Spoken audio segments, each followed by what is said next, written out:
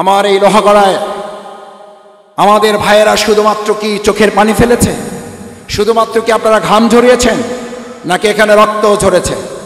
অসংখ্য শহীদের ময়দানে লোহাগড়া, যে ময়দানে চোখের পানি পড়ে, যে ময়দানে শরীরে ঘাম ঝরে, যে ময়দানে শরীরে রক্ত ঝরে, রক্ত, ঘাম এবং চোখের পানি যখন এক হয়ে যায়, ওই ময়দানকে আল্লাহ ইসলামের জন্য কবুল করে ফেলেন। লোহাগড়ায় রক্ত ঝরেছে, পানি ঝরেছে, চোখের পানি ঝরেছে, ইসলামের জন্য জমিন কবুল হয়েছে।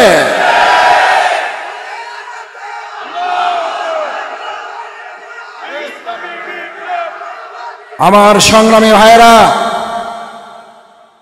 আমরা চোখের পানি ঝরাতে পারি, আমরা প্রয়োজন হলে শরীরের ঘাম দিতে পারি, আমরা প্রয়োজন হলে রক্ত জীবন বাজি রেখে আল্লাহর জমিনে আল্লাহর দিন বিজয়ের সিদ্ধান্ত নিয়ে কাজ করতে পারি।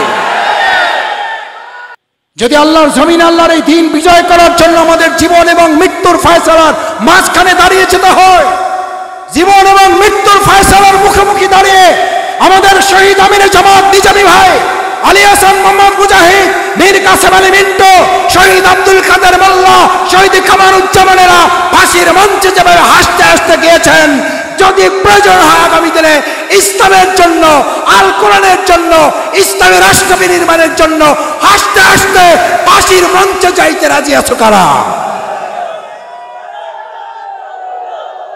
যে ইব্রাহিম ফিমা হিব্বা কারিহা পছন্দের মাপকাঠি আল্লাহর উপরে ছেড়ে দিয়ে জিব্রাইল আমিনকে পাশে ঠেলে রেখে আল্লাহর উপরে ভরসা করে সন্তুষ্ট অসন্তুষ্ট তার উপরে ছেড়ে দিলেন, আমরাও কি আজ দুনিয়ার এই সমস্ত কিছু থেকে মুক্ত হয়ে এক আল্লাহর দিকে রুজু হতে পারবো? আমরা মিল্লাতে ইব্রাহিম।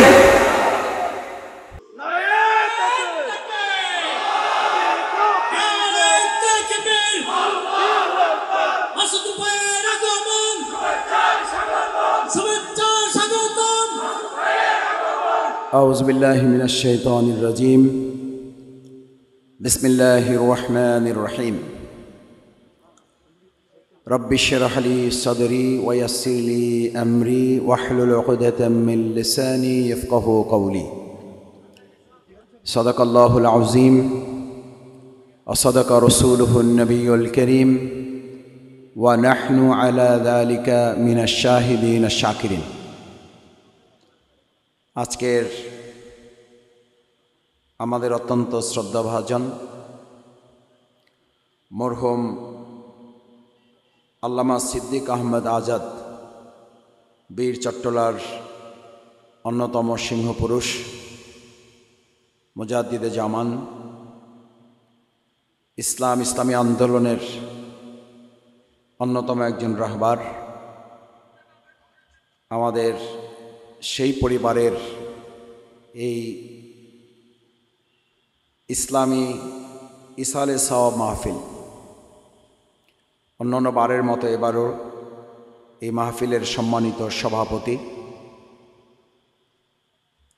মরহুম আজাদ পরিবারের বড় সাহেবজাদা, আমাদের অত্যন্ত শ্রদ্ধাভাজন মুরব্বী, শারীরিক অসুস্থতা সত্ত্বেও যিনি দীর্ঘ সময় আপনাদের সাথে এখানে বসে আজকের এই বিশাল আয়োজনের সভাপতিত্বের দায়িত্ব পালন করছেন, আমাদের শ্রদ্ধাভাজন ভাই জনাব এম ওমর ফারুক আজাদ।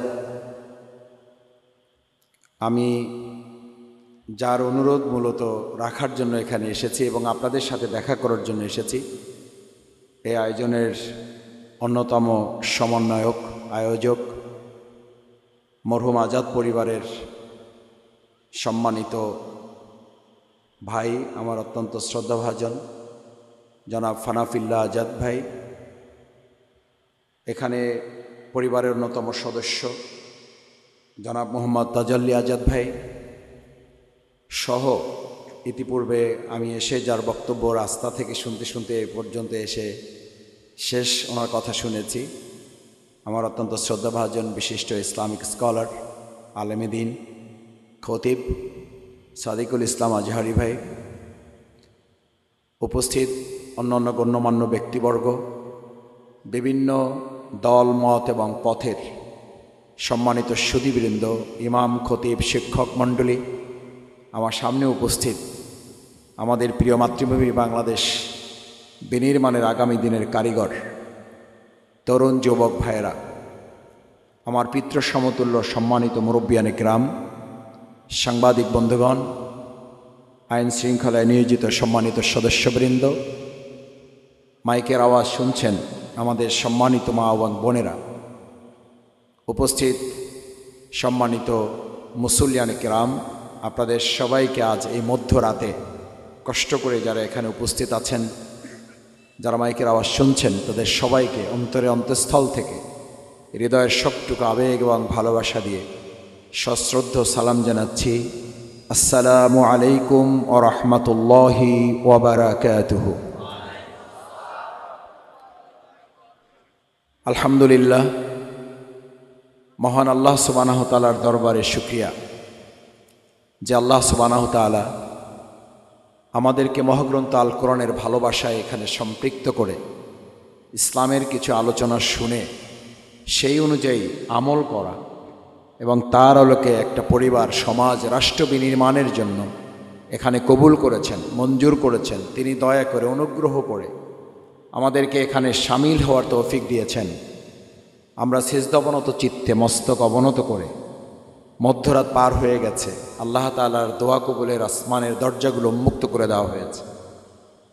সেরকম একটা বরকতপূর্ণ সময় আমার চোখের সামনে খালিদ বিন ওয়ালিদের উত্তরসূরিরা আছে, যেই যুবকদের এখন ক্লাবে থাকার কথা, যেই তরুণগুলো এখন মদের আড্ডায় থাকার কথা, যেই তরুণগুলো এখন জুয়ার আসরে থাকার কথা, আমার সেই তরুণগুলো, আমার সেই যুবকগুলো দুনিয়ার সমস্ত নাজ নেয়ামতকে ফেলে রেখে দুপায়ে আঘাত করে, পদানত করে, দুনিয়াকে হ্যায় প্রতিপন্ন করে পরকালকে যারা অগ্রাধিকার দিয়ে আসমানের এই নিচে বসে যারা এখানে অবস্থান নিয়েছে, আল্লাহ তাআলা যাদেরকে এই তৌফিক দিয়েছেন, সে আল্লাহর দরবারে আমরা একবার অন্তরে অন্তঃস্থল থেকে সিজদায় মাথা নত করে হৃদয়ের সবটুকু আবেগ এবং ভালোবাসা উজাড় করে সবাই শুকরিয়া আদায় করি আলহামদুলিল্লাহ।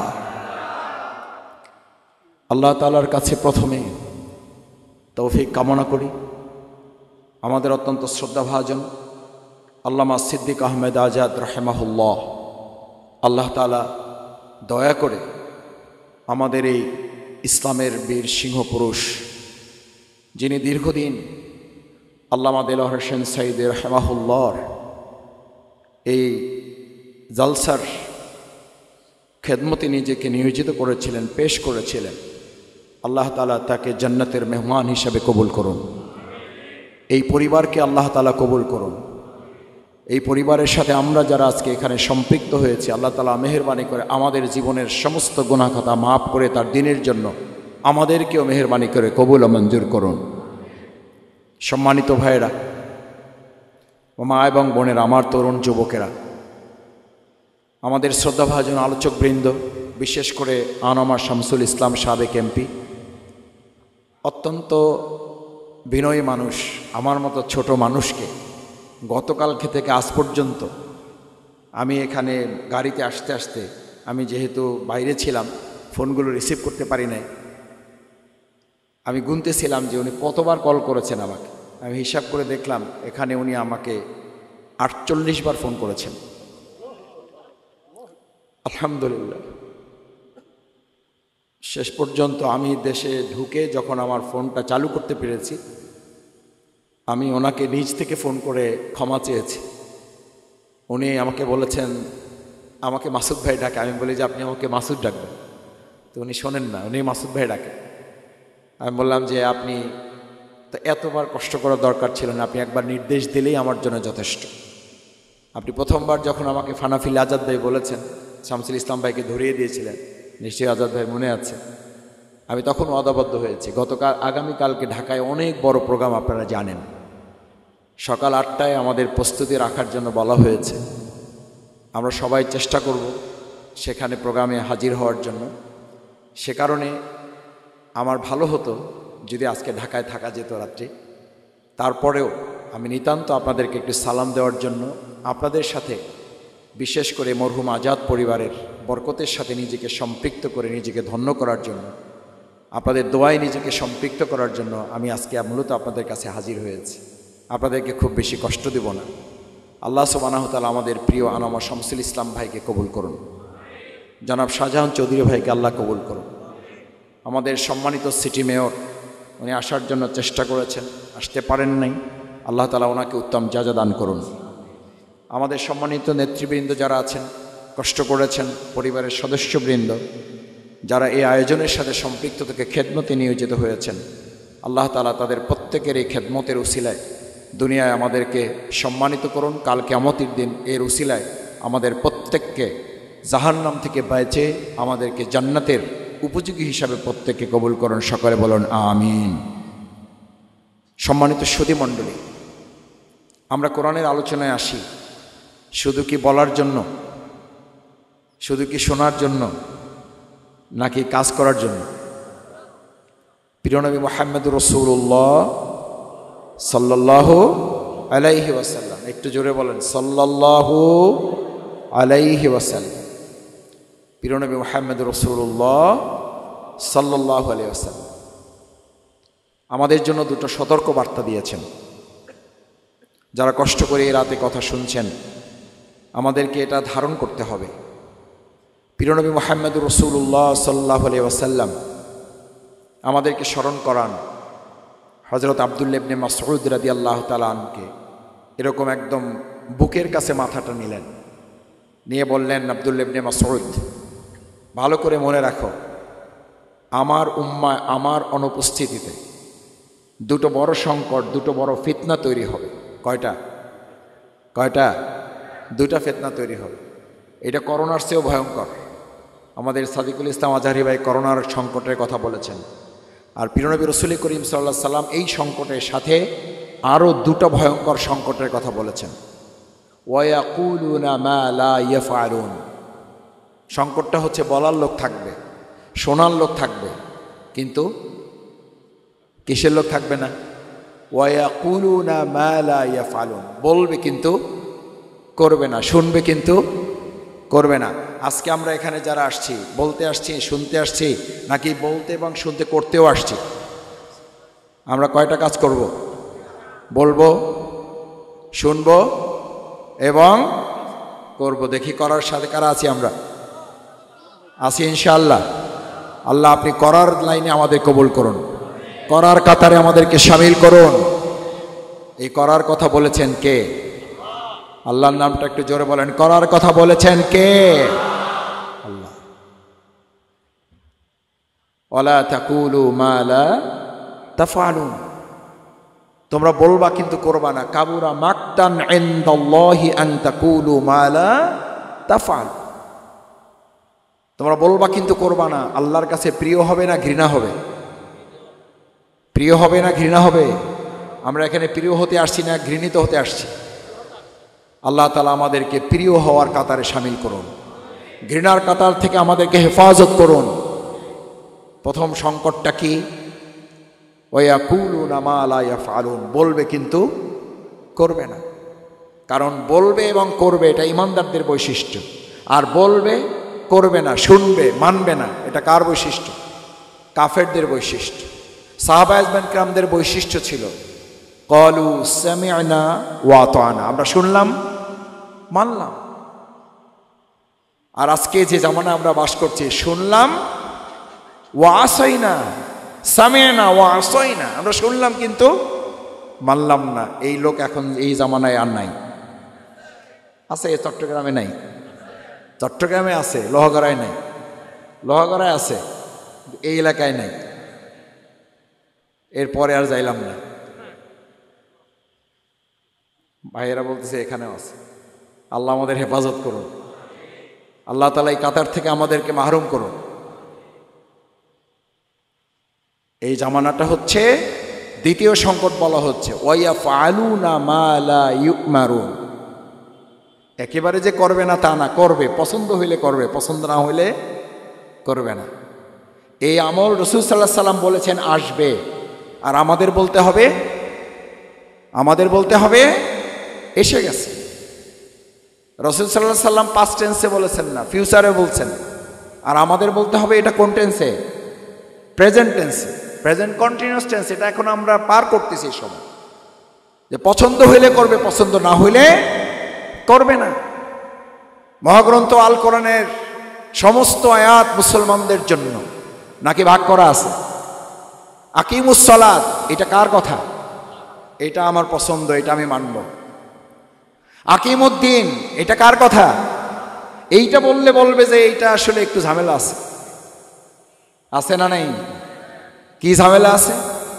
ইসালে সব মাহফিল হইতে পারবে, কিন্তু ওখানে কোনো রাজনীতি করা যাবে। আমরা মরহুম আজাদ পরিবারকে ভালোবাসি, কিন্তু ফানাফিল্লা ভাই খোঁজ রাখেন, খবর রাখেন, মনে রাখেন, কিন্তু একটু নিরপেক্ষ থাকার চেষ্টা করেন। নিরপেক্ষ থাকার অর্থ কি? আকিমুস সালাত মানতে পারবেন, কিন্তু আকিমুদ্দিন মানতে পারবেন। আকিমুস সালাতের 5টা 7টা 10টা ফজিলত বর্ণনা করেন, কোনো অসুবিধা নেই। কিন্তু যেই ফজিলতের জন্য আল্লাহ রসুল করিম সাল্লাল্লাহু আলাইহি ওয়াসাল্লাম, আমি এই গতকাল এবং তার আগের দিন যে সমস্ত জায়গাগুলো আপনারাও মক্কায় গেলে, মদিনায় গেলে ভিজিট করেন, সালমান ফার্সি রাদিয়াল্লাহু তাআলা আনহু ওহুদের আগে, খন্দকের আগে, খন্দকের যুদ্ধে যেই খননটা তিনি করেছিলেন, আমাকে যিনি দেখাচ্ছিলেন, আমিও কিছু টুকটাক তো পড়াশোনা করার চেষ্টা করেছি মাদ্রাসা, কোরআন হাদিস থেকে যতটুকু জেনেছি। আর যিনি আমার সাথে ছিলেন তিনি আমাকে দেখাচ্ছিলেন আর বলছিলেন, এই খন্দক যখন নির্মাণ কাজ চলতেছে, প্রতিপক্ষকে মোকাবেলার জন্য যখন খন্দকের নির্মাণের কাজে প্রিয় নবী মুহাম্মদুর রাসূলুল্লাহ সাল্লাল্লাহু আলাইহি ওয়াসাল্লাম কি শুধুমাত্র মুখে বলেছেন, শুধু কি নির্দেশ দিয়েছেন, নাকি খন্দকার কাজে নিজে নির্দেশদাতা হিসাবে নিজেও ভূমিকা পালন করেছেন? করছেন না করেন নাই? নাকি শুধু বলছেন যে তোমরা করো, আমি দাঁড়ায় আছি, আমার তো একটু বয়স টয়স হয়েছে? নাকি এটা বলেছেন যে তোমরা করো, কর্মী তারা থাকতে আবার নেতার কাজ কি? এটা বলেছেন? কাজ চলমান আছে, সময় কম, প্রতিপক্ষ আশেপাশে এসে গেছে। রসুল করিম সাল্লাল্লাহু আলাইহি ওয়াসাল্লামের সামনে সাহাবা আজমাইন কিরাম, ফজরের সালাতের টাইম এসে গেছে, রসুল সাল্লাল্লাহু আলাইহি ওয়াসাল্লাম বললেন সালাত পড়া হবে, কাজ চালাইতে থাকো। জোহরের সালাতের সময় এসে গেছে, রসুল সাল্লাল্লাহু আলাইহি ওয়াসাল্লাম বললেন কাজ চালাতে থাকো। আসরের সময় চলে এসে রসুল সাল্লাল্লাহু আলাইহি ওয়াসাল্লাম বললেন কাজ চালাতে থাকো। মাগরিবের সময় চলে এসেছে, বললে কাজ চালাতে থাকো। এশার সালাত চলে এসেছে, রসুল সাল্লাল্লাহু আলাইহি ওয়াসাল্লাম বললেন খন্দকের কাজ চালাতে থাকো। যতক্ষণ খন্দকের নির্মাণ কাজ সম্পন্ন না হচ্ছে, ততক্ষণ যত সালাত আসবে সবগুলো সালাত আমরা একসাথে আদায় করে ফেলবো, খন্দকের কাজ নির্মাণ আগে শেষ হবে। তার মানে সালাতের গুরুত্ব কম, এইটা বুঝাইলাম তো আপনাদের। তার মানে হলো, যারা আমাদেরকে আজ এই কথা বুঝাতে চান, বলতে চান, আলেমদেরকে আবার চোখে আঙ্গুল দিয়ে বুঝাইতে চান, ধরাই দিতে চান, আকিমুস সালাতের বর্ণনা করেন, রোজার বর্ণনা করেন, হজের বর্ণনা করেন, যাকাতের বর্ণনা করেন, জিকিরের বর্ণনা করেন, কিন্তু আল্লাহর জমিনে আল্লাহর দিন বিজয় আকিমুদ্দিনের বর্ণনা করার কাজে আপনারা হাত দিয়েন না, রাজনীতির ধারে কাছে। আমার ভাইয়েরা এখানে যারা আছেন লোহাগড়া, আমার এই লোহাগড়ায় আমাদের ভাইয়েরা শুধুমাত্র কি চোখের পানি ফেলেছে? শুধুমাত্র কি আপনারা ঘাম ঝরিয়েছেন, নাকি এখানে রক্ত ঝরেছে? অসংখ্য শহীদের ময়দানে লোহাগড়া, যে ময়দানে চোখের পানি পড়ে, যে ময়দানের শরীরে ঘাম ঝরে, যে ময়দানের শরীরে রক্ত ঝরে, রক্ত, ঘাম এবং চোখের পানি যখন এক হয়ে যায়, ওই ময়দানকে আল্লাহ ইসলামের জন্য কবুল করে ফেলেন। লোহাগড়ায় রক্ত ঝরেছে, পানি ঝরেছে, চোখের পানি ঝরেছে, ইসলামের জন্য জমিন কবুল হয়েছে।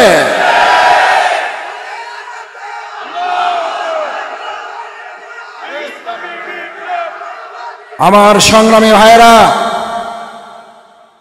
আমরা চোখের পানি ঝরাতে পারি, আমরা প্রয়োজন হলে শরীরের ঘাম দিতে পারি, আমরা প্রয়োজন হলে রক্ত জীবন বাজি রেখে আল্লাহর জমিনে আল্লাহর দিন বিজয়ের সিদ্ধান্ত নিয়ে কাজ করতে পারি।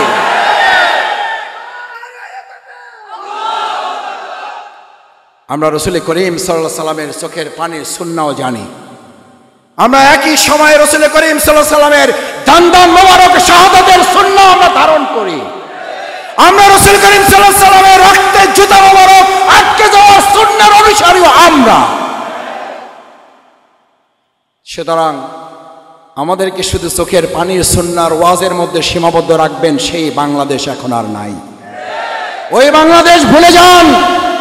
এখন এই বাংলাদেশের তরুণেরা, যুবকেরা বুক চিতিয়ে বলেছিল we want justice, we want justice মানে হচ্ছে আজকের লোহাগাড়া ইসলামের ও কোরআনের লোহাগাড়া।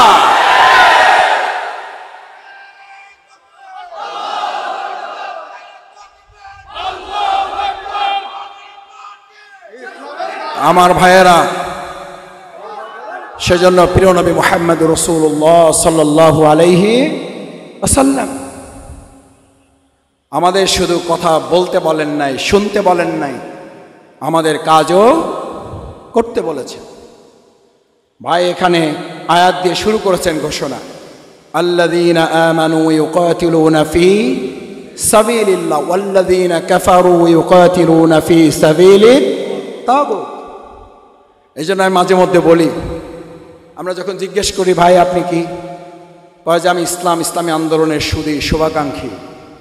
আলহামদুলিল্লাহ, যারা এখানে সুদী শুভাকাঙ্ক্ষী সম্মানিত ব্যক্তিবর্গ আছেন, আপনাদের এই সুদী শুভাকাঙ্ক্ষীর প্রতি সম্মান শ্রদ্ধা রেখেই বলছি, আমাদের এই সমাজে এমন কাউকে পাবেন, তাকে জিজ্ঞেস করবেন যে ভাই আপনি নামাজের কি, আকিমুস সালাতের আপনি কি, তো উনি যদি বলে যে ভাই একটু ব্যস্ততার মধ্যে থাকি, তো নানান কাজকাম করতে হয়, বিরাট কোম্পানি সামলাইতে হয়, বিরাট চাকরি সামলাইতে হয়, বিরাট ব্যবসা সামলাইতে হয়, নামাজ পড়ার সময় পাই না। নামাজের সুদী, কিসের সুদী?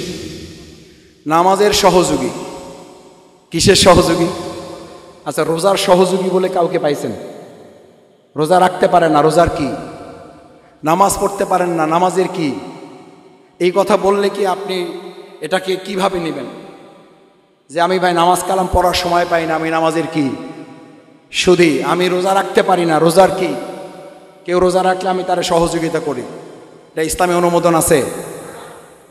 আকিমুস সালাতে নাই, কুতিবা আলাইকুমুস সিয়ামে নাই, আকিমুদ্দিনে আমি এটা কোথা থেকে আবিষ্কার করলাম? আপনি তো আকিমুস সালাতের হক আদায় করে আপনার নাম হয়ে যায় একটা কি নাম? মসজিদে আপনার গেলে পরে কি ডক্টর শফিকুল ইসলাম মাসুদ ডাকে না মুসল্লি ডাকে? আকিমুস সালাতের হক আদায় করার জন্য মসজিদে যেতে হয়, আকিমুস সালাতের জন্য হক আদায় করতে ইমামের আনুগত্য করতে হয়, আকিমুস সালাতের হক আদায় করার জন্য আপনাকে সারিবদ্ধভাবে মজবুতভাবে দাঁড়িয়ে যেতে হয়। আকিমুদ্দিনের হক আদায় করতেও তো আপনাকে আল্লাহর দ্বীনের জন্য সংঘবদ্ধ হতে হবে, আকিমুদ্দিনের জন্য তো আপনাকে সারিবদ্ধভাবে দাঁড়াতে হবে, আকিমুদ্দিনের জন্য তো আপনাকে নেতৃত্বের আনুগত্য করে আল্লাহর দ্বীনের বিজয়ের জন্য জীবন বাজি রাখতে হবে। এই সালাত যিনি আমরা আদায় করতে সক্ষম হব না, সেই সালাত আদায়কারীর জন্যই আল্লাহ তাআলার চূড়ান্ত ঘোষণা, ফাওয়াইলুল লিল, বেনামাজিদের জন্য ধ্বংস। বেনামাজিদের জন্য। কাদের জন্য? কোন নামাজি? আল্লাযীনা হুম আন সালাতিহিম সাহুন। ওরা নামাজ পড়ে কিন্তু নামাজ থেকে এই এক কাতারে শামিল হয়, শীষেডালা প্রাচীরের মতো দাঁড়িয়ে যাওয়ার শিক্ষা ওখান থেকে গ্রহণ। ওই যে ওয়াইয়াফআলুনা মা লা ইউমারুন, পছন্দ হলে করবে, না হলে করবে না। মসজিদে গিয়েছেন, ইমাম সাহেব নামাজ শুরু করেছেন, আপনি গিয়ে দেখলেন ইমাম সাহেবের কাপড় চোপড় অত ভালো না, একটু গরিব ভাব, আপনি একটু ধনী ভাব, একটু বড় ভাব, আপনি গিয়ে তারে সরাই দিয়ে নিজে দাঁড়ায় গেলেন, জায়েজ আছে? নাই। অথবা চিন্তা করলেন তারে যেহেতু পছন্দ হয় না, আমি নামাজই পড়বো না, জায়েজ আছে? নাই। আপনাকে তো কি শিক্ষা দেওয়া হচ্ছে? নামাজ আপনাকে কি শিক্ষা দিচ্ছে? সালাত আপনাকে কি শিক্ষা দিচ্ছে? সালাত তো আপনাকে একজন মুজাহিদ হিসেবে ট্রেনিং দিচ্ছে। হাইয়া আলাস সালাহ যখন মসজিদে আজান হয়ে যায়, দুনিয়ার সমস্ত কাজ ফেলে রেখে আপনাকে ওখানে 5 বার হাজিরা দেওয়ার মধ্য দিয়ে আপনাকে স্মরণ করিয়ে দেওয়া হচ্ছে আপনি নির্দেশ পালন করতে বাধ্য। রাসূল করিম সাল্লাল্লাহু আলাইহি ওয়াসাল্লাম যেমন রাহমাতুল লিল আলামিন, আবার এই হাইয়া আলাস সালাহ শোনার পরে যদি আপনি মসজিদে হাজির হতে ব্যর্থ হন, রাসূল সাল্লাল্লাহু আলাইহি ওয়াসাল্লাম কত সত্য কথা বললেন। যদি ওই ঘরে আমি জানতাম যে পুরুষ শূন্য, ওখানে মহিলা নাই আর নারীরা নাই, তাহলে আমি ওখানে কি দিতে বলতাম? কি দিয়ে দিতে বলতাম? আগুন ধরিয়ে দাও। কারণ এখন ওই জায়গায় আর কোনো পুরুষ থাকার কথা না। আল্লাহ তাআলার পক্ষ থেকে ঘোষণা এসেছে, সে আর সব কিছু ফেলে রেখে ওখানে চলে যাবে। সে আল্লাহর নির্দেশ পালন করতে বাধ্য। এই ট্রেনিং দেওয়ার মাধ্যমে 5 বার তাকে স্মরণ করে দেওয়া হচ্ছে আল্লাহর জমিনে আল্লাহর দ্বীন কায়েমের জন্য। যখন সিদ্ধান্ত নিয়ে তোমাকে ডাক দেওয়া হবে, তোমার সমস্ত কাজ ফেলে রেখে আল্লাহর দ্বীনের জন্য, বিজয়ের জন্য তোমাকে সিদ্ধান্ত নিয়ে মাঠে নেমে যেতে হবে। আমার ভাইয়েরা, সেজন্য আজকে এখানে যারা এসছেন, ওয়া ফালুনা মা লা ইউমানুন, আমরা পছন্দ হলে করব, পছন্দ না হলেও করব। এটি ইসলামী আন্দোলন হিসাবে কোনো একটা দলের কাজ নয়, কোনো একটা মতের কাজ নয়, কোনো একটা পক্ষের কাজ নয়। রাসূল করিম সাল্লাল্লাহু আলাইহি সাল্লামের কাছে যারা মুসলিম হওয়ার জন্য যেতেন, তাদেরকে 4টা কথা বলতেন। কয়টা? দেখি একটু হাত জাগান তো। কয়টা? 4টা কথা বলতেন। ক্বালু বায়ানা, ক্বালা রাসূলুল্লাহ সাল্লাল্লাহু আলাইহি ওয়াসাল্লাম ক্বালু বায়ানা। তারা বলতেন, ইয়া রাসূলুল্লাহ সাল্লাল্লাহু আলাইহি ওয়াসাল্লাম, আমাদেরকে 4টা বিষয়ের উপরে আমাদেরকে শপথ, অঙ্গীকার, প্রতিজ্ঞা করা। আমরা বায়াত নিয়ে এসেছি, আমরা অঙ্গীকার করতে এসেছি। আজ এখানে যারা এসেছেন, এই 4টা অঙ্গীকার আমরা এখানে করে এখান থেকে বিদায় নিতে চাই। আল্লাহ কবুল করুন। শুনবেন না শেষ করে দেব? রাত বেশি হয়ে গেছে। শুনবেন? কেউ যেহেতু উঠতেছেন না, এই জন্য আমি আলোচনা করতেছি। ওঠা শুরু হয়ে গেলে আমিও উঠবো আপনাদের সাথে ইনশাআল্লাহ। কয়টা? 4টা। কয়টা? জোরে বলেন। ক্বালু বায়ানা। এটা জামাত ইসলামের কাজ না, এটা ছাত্র শিবিরের কাজ না, এটা চরমনার কাজ না, এটা শর্ষিনার কাজ না, এটা শুধুমাত্র কোন একটা ইসলামী দলের কাজ না, এটা মুসলিম হিসেবে আপনার কাজ। ক্বালু বায়ানা। আমরাও আজকে এখান থেকে বায়াতবদ্ধ হয়ে যেতে চাই। দেখি রাজি আছেন ইনশাআল্লাহ? ইনশাআল্লাহ রাজি আছেন? আল্লাহ হাতগুলো দুনিয়ার ক্যামেরায় যদি বাদ পড়েও যায়, আর সে আজমের ক্যামেরায় গভীর রাতে হাতগুলো দেখে দেখে কাল কিয়ামতের কঠিন ময়দানে আমাদেরকে জান্নাতের জন্য আপনি বাছাই করে নিয়েন। ক্বালু বায়ানা। প্রথম রাসূল করিম সাল্লাল্লাহু আলাইহি ওয়াসাল্লাম বললেন, প্রথম শপথ পড়ো, ফিমা আহিব্বা ওয়া কারিহা। পছন্দ হইলেও করবা, পছন্দ না হলেও করবা। মিষ্টি খাওয়া পছন্দ, দাড়ি রাখা পছন্দ, টুপি রাখা পছন্দ, লম্বা জামা পরা পছন্দ। কিন্তু যেই দিনের জন্য রাসূল করিম সাল্লাল্লাহু আলাইহি ওয়াসাল্লাম দান্দান মোবারক শহীদ হলেন, তায়েফের ময়দানে অজ্ঞান হয়ে পড়ে থাকলেন, রাসূল করিম সাল্লাল্লাহু আলাইহি ওয়াসাল্লাম জুতা মোবারক রক্তে আটকে গেল।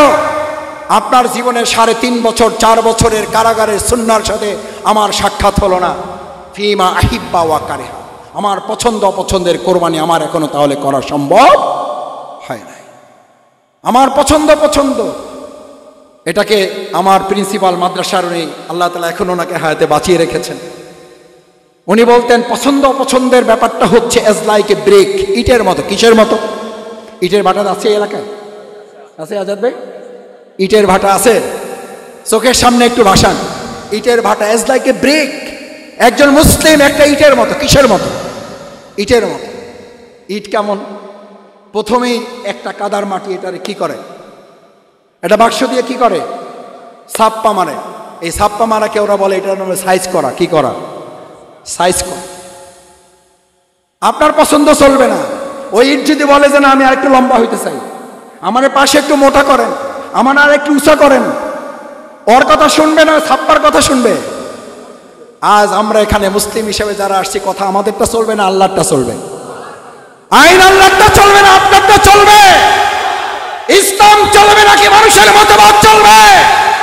কোরআনের আলোকে মসজিদ চললে কোরআনের আলোকে সংসদে চলতে হবে। কোরআনের আলোকে মসজিদ চললে কোরআনের আলোকে বঙ্গভবন চলতে হবে। কোরআনের আলোকে বাইতুল মুকাররম চললে কোরআনের আলোকে বাংলাদেশের ইঞ্চিপাটি চলতে হবে। এটা কি জামাতের কথা, শিবিরের কথা, চরমনাই তাবলীগের কথা, নাকি আল্লাহর ফয়সালা? যদি না মানি তাহলে আপনি মুসলিম থাকতে পারবেন? এই কথা বলার লোক আছে না নাই? মুসলমানও থাকতে চায়, কয় যে আমরা শরিয়ার আইন মানি না। আরে ভাই, কি বলেন এটা? কি বলেন এটা? আপনার সাথে আমার দলের পার্থক্য থাকতে পারে, আপনি আমাকে পছন্দ করতেও পারেন, নাও করতে পারেন, কিন্তু মুসলিম থাকতে চাইলে কি আমার এই কথা বলার স্বাধীনতা আছে আমি ইসলামী শরিয়ার আইন মানি না? বলেন, আপনি কোন যুক্তিতে বলবেন সেটা বুঝাতে হবে আমাকে। যদি আমি মুসলিম থাকতে না চাই আলাদা কথা, কিন্তু আমি মুসলিমও থাকতে চাইবো, আমি ইটও হতে চাইবো, আবার ছাপ্পার মধ্যে আসতেও চাইবে না। রাসূল সাল্লাল্লাহু আলাইহি ওয়াসাল্লাম বললেন, প্রথম ওয়াদা করো ফিমা আহিব্বা ওয়া কারিহা, তোর পছন্দ থেকে পছন্দ কার। আরে ভাই, মিল্লাত ইব্রাহিমের উপরে চলবেন। আর ইব্রাহিম আলাইহিস সালাম তো এটা বলেছিলেন, আমার পছন্দের কিছু নাই, আল্লাহ সন্তান দিয়েছেন, আল্লাহ কোরবানি চেয়েছেন, দিয়ে দিলাম। দিচ্ছেন না, দেন নাই? আগুনে ফেলতে চেয়েছিলেন, উনি বলছেন যে এবার মাফ করে দেন, আর করব না।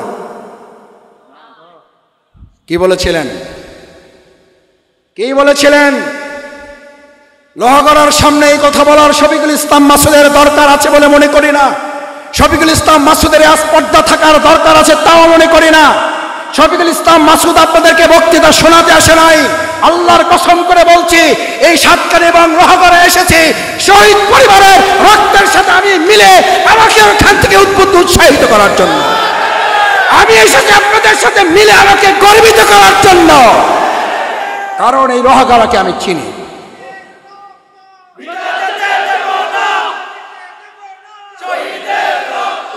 সংগ্রামী ভাইয়েরা, লোহাগড়াকে এই কথা মনে করিয়ে দেওয়ার জন্য শুধু বলছি, হযরত ইব্রাহিম আলাইহিস সালামকে যে আগুনে ফেলানোর সিদ্ধান্ত নেওয়া হয়েছে, আগুনে ফেলাবার সমস্ত চূড়ান্ত ফায়সালা হয়ে গেছে। জিবরাইল আলাইহিস সালাম আসছে না আসে নাই? কিছু বলছিল? কি বলেছিল? যদি মনে করেন তাহলে আপনাকে আগুন থেকে বাঁচাইতে পারবো না।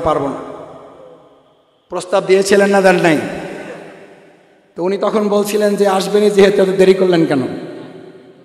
এতক্ষণ ধরে টেনশনে আছি মিয়া, আসি আবার জিজ্ঞেস করতেছেন আপনি আমার জায়গায় হলে কি করতেন? শফিকুল ইসলাম মাসুদ হইলে এটা বলতো না যে মিয়া ফাইজলামি পেয়েছেন, এতক্ষণ পরে আইসেন, আইসা আবার জিজ্ঞেস করতেছেন না আমার জায়গায় আপনি আসেন। আগুনের শিখা দেখছেন, ভাবসাব দেখছেন, জিজ্ঞাসা করার টাইম আছে, ব্যবস্থা নেন। আর আসছিনি যেহেতু এত কথা বলতেছেন কেন? কাজ করেন। বলতে পারতেন না?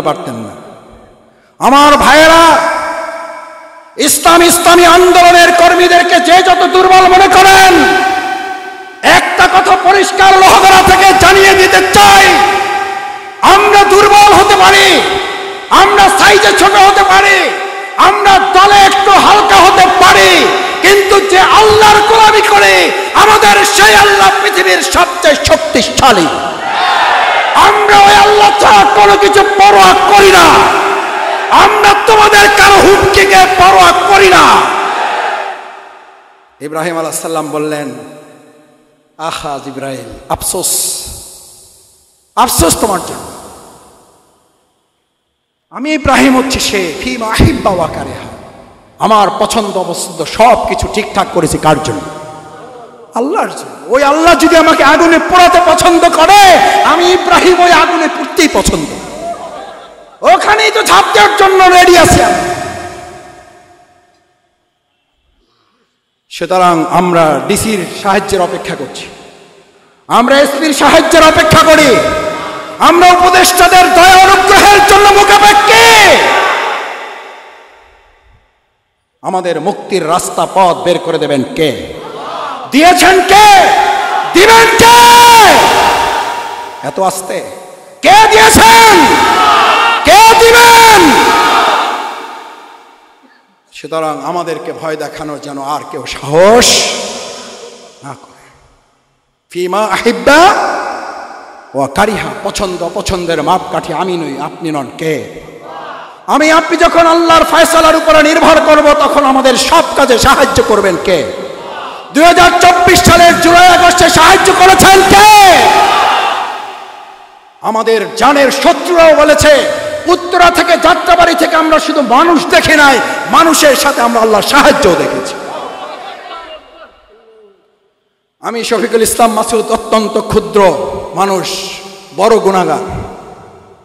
আমি আমার রিমান্ডে 67 দিনের রিমান্ডে আমাকে যারা মেরেছে, ওরা নিজেরা বলতো যে আপনাকে মেরে আমরা টায়ার্ড হয়ে যাই, আমরা ক্লান্ত হয়ে যাই, আমরা অসুস্থ হয়ে যাই, কিন্তু আপনি তো দুর্বল হচ্ছেন না। আমি বললাম এটা আল্লাহর সাহায্য, আল্লাহ আমাকে শক্তিশালী করে।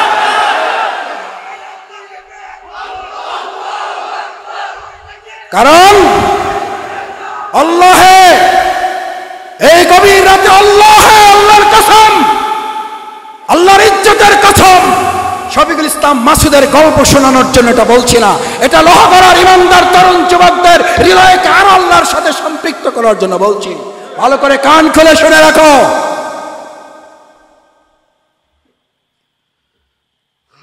আমি তখন বললাম, আমাদেরকে দুর্বল করার জন্য আপনাদের চেষ্টা করে খুব একটা লাভ হবে না। কেন লাভ হবে না? এই জন্য হযরত ইব্রাহিম আলাইহিস সালাম যে 40 দিন মতান্তরে আরো কম বেশি আগুনের মধ্যে ছিলেন না জিবরাইলকে বললেন, যাও তুমি, তোমারে লাগবে না।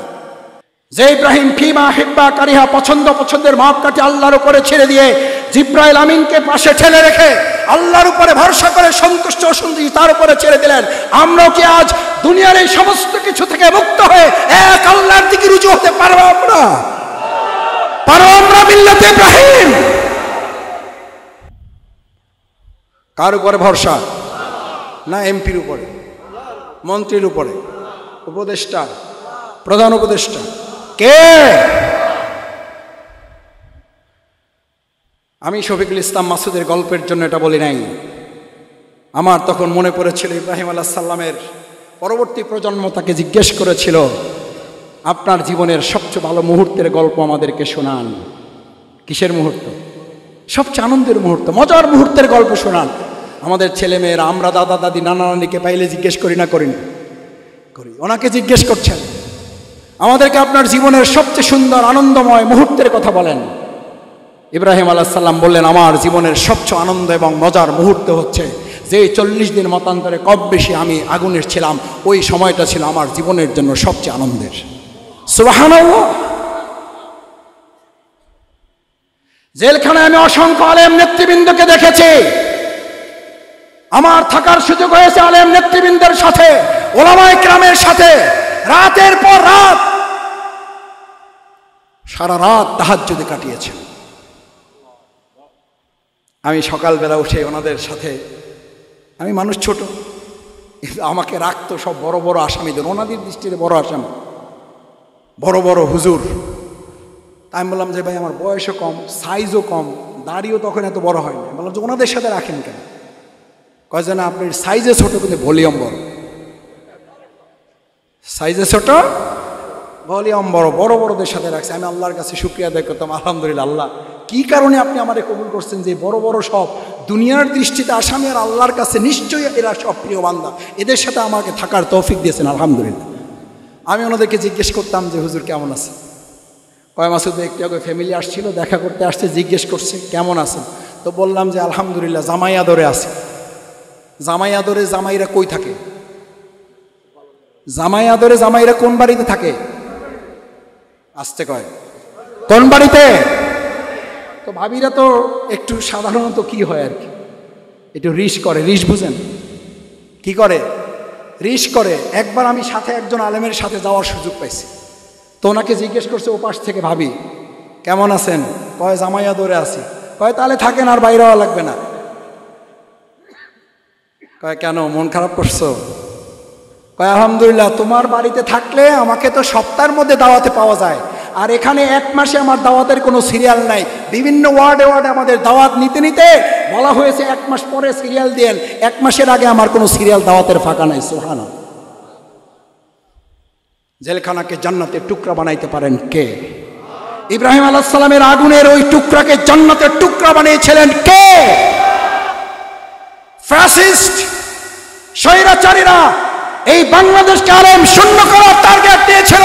আল্লাহ তাআলা তরুণ প্রজন্মের মধ্য থেকে উই ওয়ান্ট জাস্টিসের স্লোগান তুলে বাংলাদেশকে জান্নাতের একটা টুকরায় পরিণত করেছেন কে?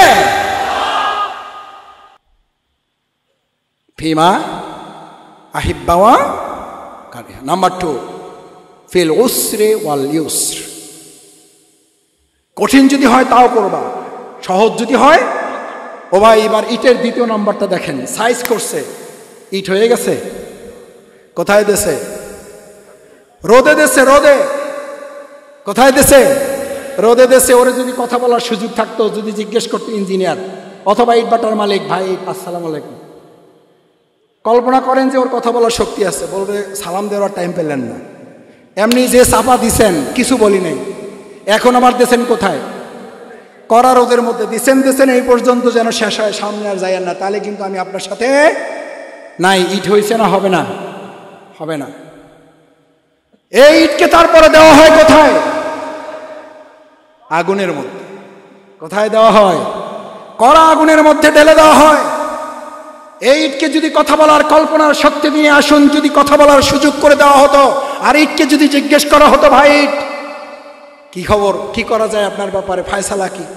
কয় যে মেজাজ কিন্তু গরম আছে, জবাব মুখে দিব না হাতে দিব তার কিন্তু ঠিকঠাক নাই। বলতো না ভাই, কথা এটা বলার জন্য বলি নাই। লোহা গলার ভাইয়েরা, কেউ কারো কাছে আমি মোবাইলে মেসেজ পাই, কয় মাসুদ ভাই 15 বছর নির্যাতিত ছিলাম, আর কিন্তু নির্যাতিত হইতে চাই না। কয় ঠিক। আল্লাহ নির্যাতন থেকে হেফাজত করুন, কিন্তু যাকে আল্লাহ বেশি ভালোবাসেন, যে দেশকে আল্লাহ বেশি পছন্দ করেন, তাকে আল্লাহ পরীক্ষা ছোট নেন না বড় নেন? পরীক্ষার জন্য রাজি আছি আমরা। আল্লাহ পরীক্ষা আমাদের সহজ করুন, আল্লাহ সহজ করুন। এ ভাই, পরীক্ষা থাকলে ছাত্রত্ব আছে, ছাত্রত্ব থাকলে পরীক্ষা আছে। ছাত্রত্ব নাই, আবার উল্টাই বলেন পরীক্ষাও নাই। বুঝেন নাই? ছাত্রত্ব থাকলে পরীক্ষা আছে, আর পরীক্ষা থাকলে বোঝা যায় কি আছে। আপনি একইভাবে উল্টাই বলেন ইমান থাকলে পরীক্ষা আছে, পরীক্ষা থাকলে বোঝা যায় ইমান আছে। সুবহানাল্লাহ। আল্লাহ কবুল করুন, আমাদের সাথে সহজ করুন। এইবার ইটটা তৈরি হয়ে গেলে, আগুনে পুড়ে আসলো, এবার বিল্ডিং তৈরি করা পালা। কি তৈরি করার পালা? আলহামদুলিল্লাহ, বাংলাদেশে আবার ইসলামী রাষ্ট্র বিনির্মাণের পালা। কি তৈরির পালা? কি তৈরি? স্লোগান উই ওয়ান্ট জাস্টিস আমরা দিছি না ছাত্ররা দিছে? আমরা দিছি না জনগণ দিয়েছে? বৈষম্যের হীন একটা বাংলাদেশ, এই কথা কি মানুষের নাকি আল কোরআনের? বৈষম্যহীন বাংলাদেশ, এই কথা কি মানুষের নাকি ইসলামের? সুতরাং ইসলামের এই বিধান বাংলাদেশে কায়েম হবে। সেই কায়েমের ইসলামী বিল্ডিং নির্মাণে যারা ইটের ছাপ্পা খেয়েছেন, মামলার পর মামলা খেয়েছেন, আসামির পর আসামি হয়েছেন, জেল জুলুম নির্যাতন নিপীড়নের শিকার হয়ে আজ বিল্ডিং এর পাশে এসে দাঁড়িয়েছেন। এক পাশে বিল্ডিং এর জমিন দাঁড়িয়ে আছে, আর এক পাশে ইটগুলো পড়ে আছে। এই ইটগুলো আমার সামনে, প্ল্যানার গুলো আমার পাশে বসে আছেন, প্ল্যানার ইঞ্জিনিয়ার। এবার ইঞ্জিনিয়ার ইটগুলোকে সামনে রেখে বলছেন, ভাই ইট আসসালামু আলাইকুম। কয় যে সালাম দিয়েছেন ঠিকই আছে, কিন্তু সালাম বুঝে শুনে দিয়েন। এখন আবার কি বলবেন তা তো বুঝতেছি না। সাইজ করছেন, কিছু বলি নাই। রোদে দিয়েছেন, তাও চুপচাপ ছিলাম। ধৈর্যেরও একটা সীমা আছে, এটা আপনি বলেন। আর ইসলাম বলে যেটা সীমা আছে ওইটা ধৈর্যের কোনো কি নাই।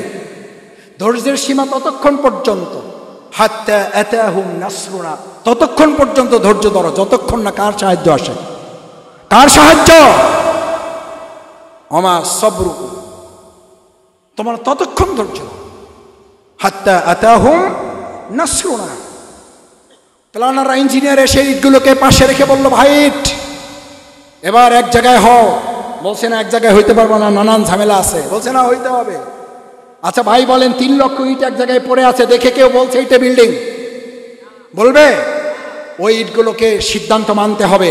এবার ইটকে বললো, ভাই ইট তোমাকে 5 তলায় দেবো নাকি বিল্ডিং এর নিচতলায় ফাউন্ডেশন তৈরির কাজে দেব? বললো যে আমার 5 তলায় রোদে দেবেন না, বিল্ডিং তৈরির জন্য নিচে এমন জায়গায় দিবেন না যেখানে কেউ দেখতে পাবে না। আমারে দিবেন দোতলায়, এমডি সাহেবের রুমে। কোন রুমে? যেখানে এসি থাকবে, ফ্যান থাকবে, লাইট থাকবে, ডেকোরেশন, চেয়ার থাকবে। পৃথিবীর সমস্ত ইটগুলো যদি দোতলায় থাকার সিদ্ধান্ত নেয়, বিল্ডিং হবে?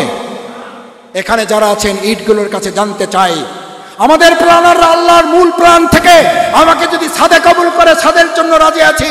আমাকে যদি বিল্ডিং এর ফাউন্ডেশনের জন্য কবুল করে, আমি রাজি আছি। আমার ইটগুলো আবার মেশিনের মধ্যে দিয়ে যদি খোয়া বানানোর সিদ্ধান্ত নেয়, গুড়া টুকরা করে ফেলার সিদ্ধান্ত নেয়, আমি গুড়া টুকরা হয়ে মেশিনের মধ্যে গিয়ে আমি আল্লাহর জন্য প্রস্তুতি নিতে রাজি আছি।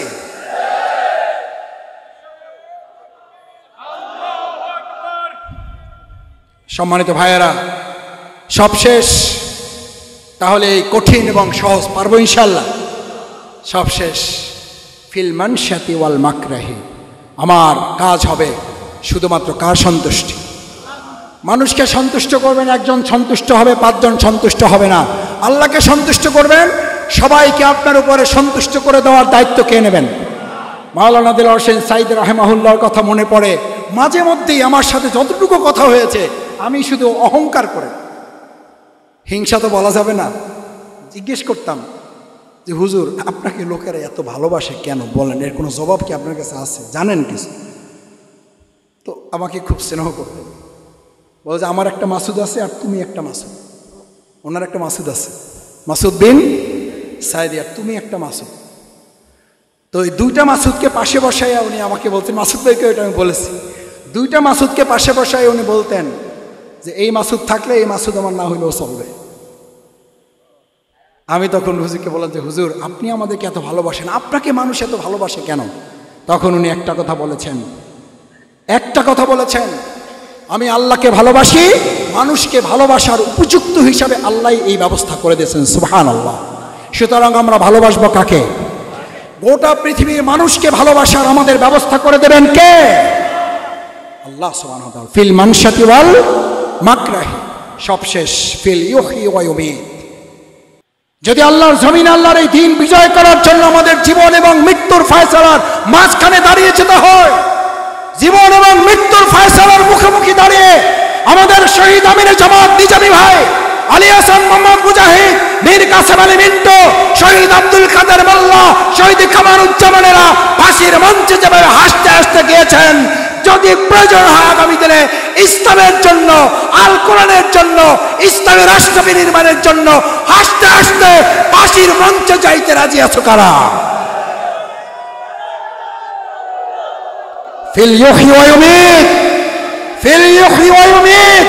জীবন মৃত্যুর মাঝখানে দাঁড়িয়ে হলো আল্লাহর জমিনে আল্লাহর দ্বীনের জন্য আমরা প্রস্তুত থাকবো ইনশাআল্লাহ। সম্মানিত ভাই এবং বন্ধুগণ, আমাদের লোহাগড়ার সম্মানিত শহীদ পরিবারের সদস্যদের জন্য দোয়া করি, আল্লাহ তাআলা শহীদদের এই মাটি ইসলামী আন্দোলনের ঘাঁটি হিসাবে কবুল করে লোহাগড়ার মধ্য দিয়ে আল্লাহ তাআলা বাংলাদেশে ইসলামের বিজয়কে আরো এক ধাপ এগিয়ে নিয়ে যাক। সবাই বলেন আমিন। সুবহানাকাল্লাহুম্মা ওয়া বিহামদিকা আশহাদু আল্লা ইলাহা ইল্লা আনতা আস্তাগফিরুকা ওয়া আতুবু ইলাইক। আসসালামু আলাইকুম ওয়া রাহমাতুল্লাহি ওয়া বারাকাতুহু।